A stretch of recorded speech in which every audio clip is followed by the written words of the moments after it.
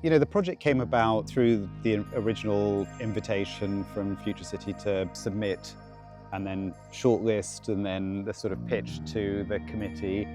And I think, you know, what really inspired me and caught my interest first of all was the landscaping of the site and this idea of how to take a site that sort of bordered the wild but bring the wild into the scheme. There's a whole set of invisible networks between people, between the site, between nature, the subsoil. I don't see those things as separate.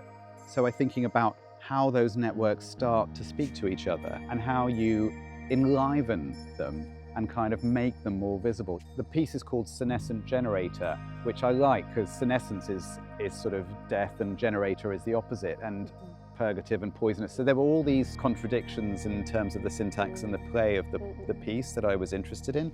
There was a lot of discussion early on about which tree it should be. Andrula and Charlotte were pushing me to look at the yew tree.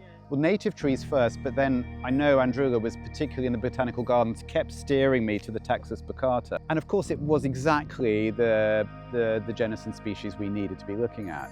And I think that opened up the project in a wonderful, wonderful way to link it to site, location, to history, and to medicine. Yeah. And obviously the sort of poisonous and purgative function of the yew tree hasn't been known since Druidic times. So really it was thinking about how it could be overtaken in 50 years and become part of the landscape rather than resisting it.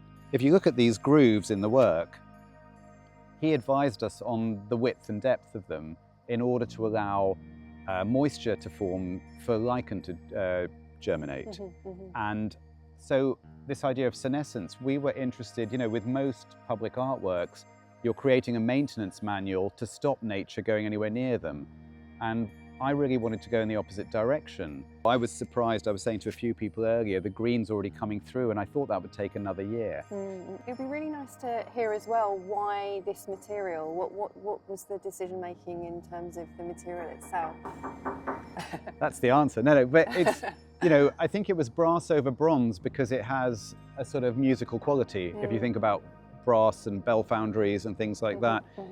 And you referred to the sonics of the material, but there's also a sound piece that accompanies it, which is to do with some recordings that you did. Could you talk a bit about that as well? Yeah, so that was a great sort of extension of the piece. So, you know, we've got the speakers here tonight, but the rest of the time there's a QR code. So the idea is you could come and sit here, or even, you know, up at your desk, you know, if you need a break from work. There's this beautiful sound piece, which was an extension of the sonorous quality of brass, where I worked with an ethnobotanist called Professor Michael Moss, who he basically is like a mad scientist in the best possible way. So he's got this kind of rig which allows you to use electrodes and record the electrical frequencies generated by plants, leaves, roots, branches, and soil. They're really fascinating, the raw recordings of electrical frequencies. And so there was a wild cherry plant growing by J.G. Fraser's grave, which sounded like sort of house music. But then there was another really amazing moment, or at the time I was quite freaked out because Michael had stuck an electrode into the soil around Wittgenstein's grave, and he said, "Do you want to speak to Wittgenstein?"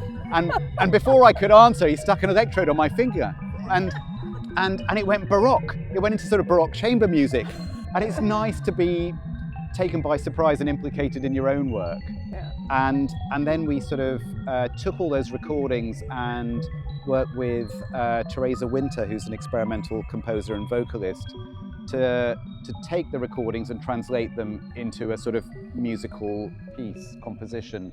That's what you could hear. It was also a beautiful way to experiment with that as an extension of the work, and this idea of nature and being able to speak back. But how do we deliver something that's enhanced, informed, enriched by the community? Because it's not for me. It's for everyone. Thank you so much. Thank you very much, everyone. Thank you. Oh, pleasure. No, always nice to have a chat with you.